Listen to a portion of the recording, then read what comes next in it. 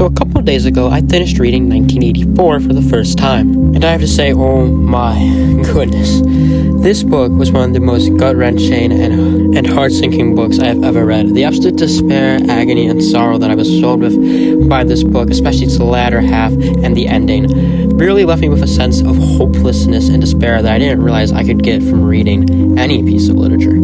As someone who reads a lot and enjoys reading, I have not felt such a strong and unique emotional reaction to a book in years, and I just need to talk about it. Now first, I want to start off by saying that this video probably won't make any sense if you haven't read the book, so I definitely recommend you go read it. It's an amazing read. It's an absolute classic. Reason you gotta read this book. Also, I know 1984 already gets a lot of praise for predicting a lot of the future, especially in the terms of the political landscape of the modern world, but I don't really want to talk about that. What I want to talk about is what I think a lot of people actually overlook with this piece of classic literature, and that is the actual story and the ending, and what the actual meaning or purpose for why George Orwell wrote this book in the way he did with the ending that it has, and what the message or takeaway is supposed to be from it all. So really quick story synopsis. Basically, this guy and girl named Julia and Winston fall in love and start a secret love affair that is illegal under the eyes of the government, while also rebelling against the authoritarian regime that is the party and Big Brother that controls and watches everything. Eventually, they get caught, and once they get caught, they are tortured beyond belief by the party, and it ends with them falling out of love with each other and their love being replaced for nothing but the party,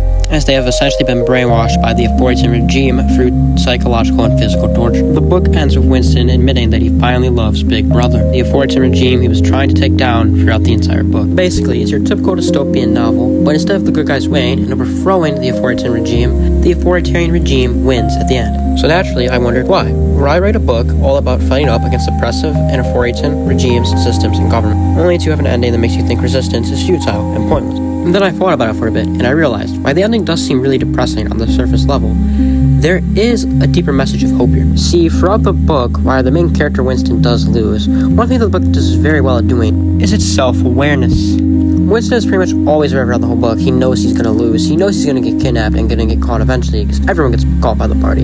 He knows he's going to be tortured and suffer greatly while doing so. But despite all that, he still chooses to resist the party and to resist against the government, even though he knows he's going to go through pain beyond anything he can truly imagine. But despite all this, Winston continues to rebel anyways. He continues to fight against Big Brother and resist the authoritarian regime until he mentally and physically can't no more and is forced to submit to the party. But it's because of Winston's seemingly pointless fighting that we know that the party is doomed to eventually fail, even if not in this story, because it shows that the party is unnatural, and anything unnatural cannot last, where it is human nature to destroy it. The main message of 1984 is to keep fighting against oppression, no matter how hopeless it may seem, because it is only human nature to do so.